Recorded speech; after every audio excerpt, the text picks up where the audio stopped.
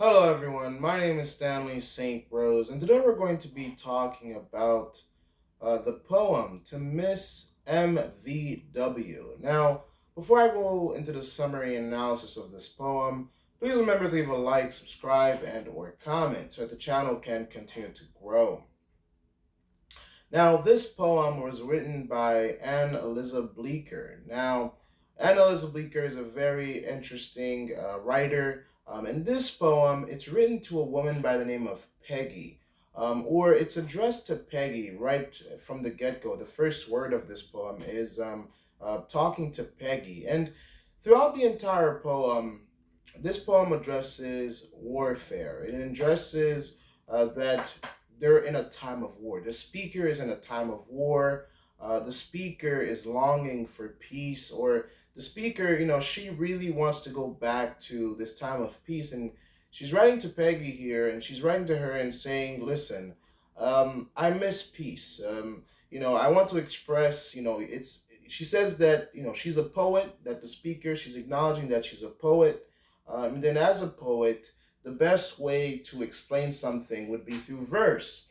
But in these times of trouble, in these times of war, there's a lot on her mind. She says that poetry is at best, when, poetry is at best when there's times of peace, when the mind is not stressed out, when the mind is not occupied with all types of thoughts. She even has this line where she says that you know to create something that's special, to create that means something, you need some peace. You need your mind to be at rest, and especially during this time of war, she's saying that there's a lot of bloodshed going on. The men, the farmer, the men are out at war, and there's a lot of things to think about, expenses and things like that. And she really can't grasp her artistic talent until she can find some peace. There's a lot of domestic duties. Within this poem, you get this sense, this tone, this emotion of there's not enough time. There's a lot to think about. She's very busy. She doesn't have time to grab a poem from her soul, to grab verses from her soul. She doesn't have time to spend and really express her true and deepest feelings. She's worried about war and about bloodshed and about the men that are dying at war. She's thinking about a time, or she's longing for a time where there's peace, where the soldiers no longer fighting in war, but the soldiers at home, maybe working on his farm. And especially when you think about America, if you weren't at war, you would most likely be working, or you would be on a farm working. So she's saying she's thinking about a time where farmers are on the farm working, where there's no bloodshed, when there's no gunfire, and peace is where peace covers all over the U.S. and covers all of the land of the U.S. and even Washington himself can rest from the art of warfare. So throughout this poem, at its core, this poem, what you get here is a woman who wants peace, who's tired of war, who has a lot to think about, whose time is spent doing other things. She doesn't even have time to write her verses because she's so concerned with the necessities of life, the expenses of life, and also the detriments of warfare. And you get this sense of longing of, when will it end? When will all of it end? When will peace rest on the U.S. again? When will peace rest on her home again?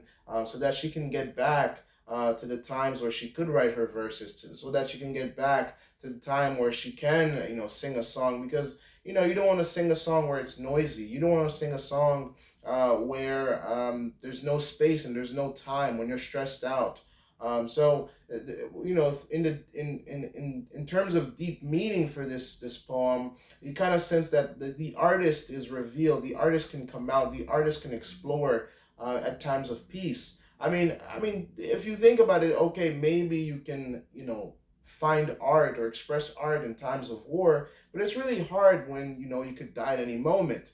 But In times of peace, you can explore nature, you can explore the self, you can explore the mind, you can explore the world that's beyond you, to figure out some beauty, some truth within reality, within the world, within yourself, within your heart, within your mind.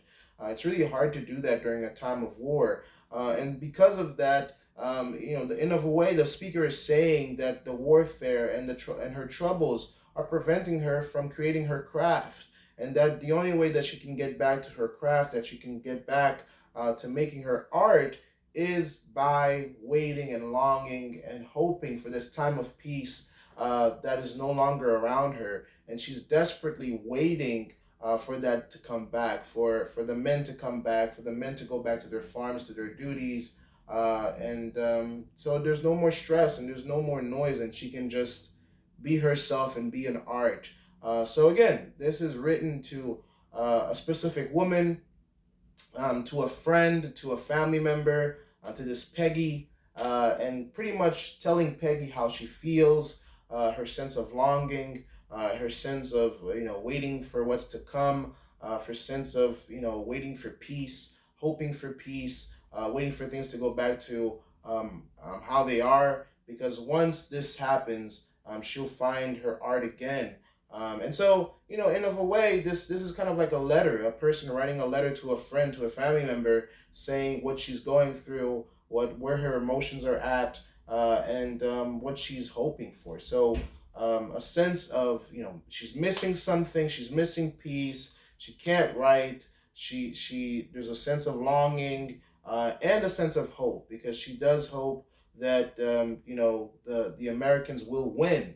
That's another thing. This poem is very hopeful. She does believe that Washington will have glory and victory on his brow, and that there's a sense of winning that's coming forward. And once they win, once there's peace in the land again, she will in herself, she will be able to prosper, and be able to write her verses, and be able to find her creativity and to make her craft once again. Because again, during warfare, during times of stress, during times of struggle, during times of darkness, it's really hard to find your inner self, your inner peace, and explore the deeper truths of the world, because the mind, it has to be at peace, to figure out things that are very deep, and that takes a lot of mental power to develop, because when you're stressing out, when you're worried about people dying, or maybe about loved ones dying, or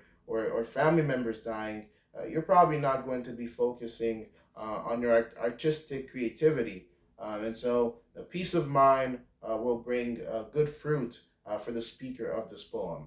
So that's my summary analysis of this poem. Please remember to leave a like, subscribe, and or comment, and I'll see you guys in the next video.